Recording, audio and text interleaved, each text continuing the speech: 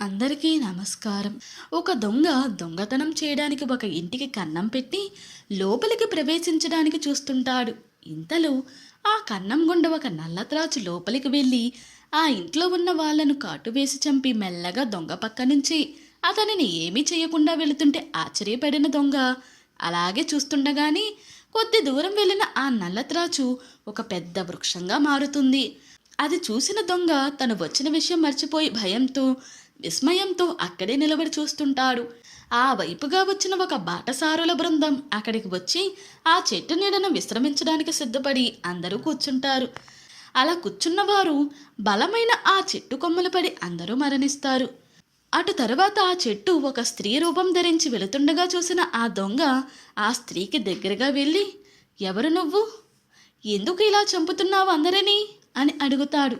ఆవిడ, నేను మృత్యువును.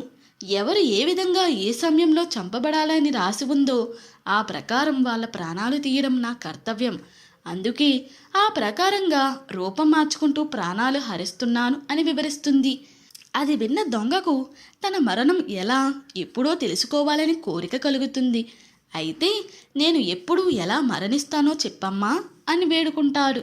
నన్ను ఎవ్వరూ చూడలేరు. ఏదో పుణ్య విశేషం వల్ల నన్ను నువ్వు చూడగలిగావు, కానీ అలా చెప్పడం కుదరదు అన్న మృత్యువుతో, ఆ పుణ్య విశేషాన్ని అడ్డుపెట్టి నా మృత్యువు ఎప్పుడో చెప్పమ్మా అని ప్రాధేయపడతాడు. సరే, ఇంతగా ప్రాధేయపడుతున్నావు కనుక చెబుతాను.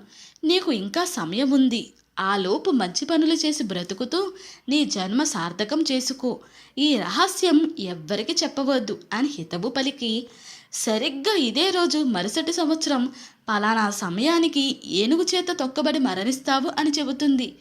అది విన్న దొంగ ఆవిడకు ధన్యవాదాలు తెలుపుకుని తన ప్రాంతానికి బయలుదేరుతాడు. అప్పటినుంచి ఆ దొంగ అన్ని దొంగతనాలు మానేసి మంచి పనులు చేస్తూ అందరికీ సాయపడుతూ జీవిస్తుంటాడు. నేను దొంగగా ఉంటే రాజభటులకు దొరికి రాజదండనకు గురి కావచ్చు కదా.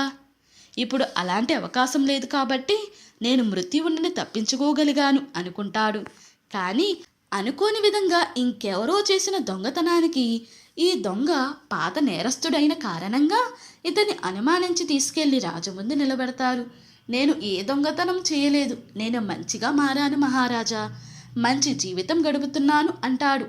కానీ ఆ రాజుగారు వినకుండా, ఇంతకుముందు చేసేవాడివే కదా, ఇప్పుడు మారావని నమ్మకం లేదు అని ఇతన్ని ఏనుగులతో తొక్కించి చంపండి అని ఆజ్ఞాపిస్తాడు.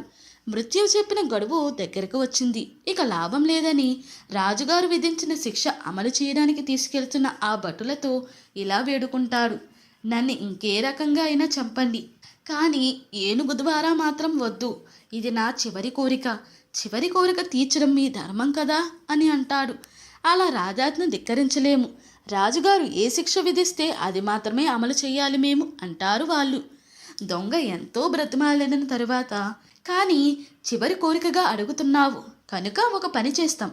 కనీసం మొదటగా ఒక ఏనుగు బొమ్మ చేత నిన్ను తొక్కించి ఆ తరువాత నీ ఇష్టమైనట్టు చంపుతాం. అప్పుడు మాకు రాజాజ్ఞ ధిక్కరించినట్టు అవ్వదు, నీ చివరి కోరిక తీర్చినట్టు అవుతుంది. ఏమంటావ్ అంటారు. సరే, బొమ్మే కదా అనుకుంటాడు. అందుకని ఒప్పుకుంటాడు దొంగ. కానీ ఆ బొమ్మను దొంగపై పెట్టగానే అదే నిజమైన ఏనుగుగా మారి తొక్కి ఆ దొంగని చంపేస్తుంది.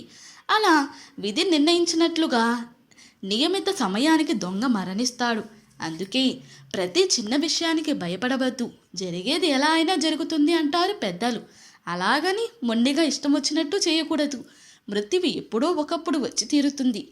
కనుకని ఉన్న జీవితాన్ని మంచి పనులతో, పరోపకార బుద్ధితో, ఇతరులను నొప్పించే మాటలు మాట్లాడకుండా గడుపుతూ జన్మను సార్థక్యం చేసుకోవాలి. ఇంతటితో ఈ స్టోరీ ముగిసింది.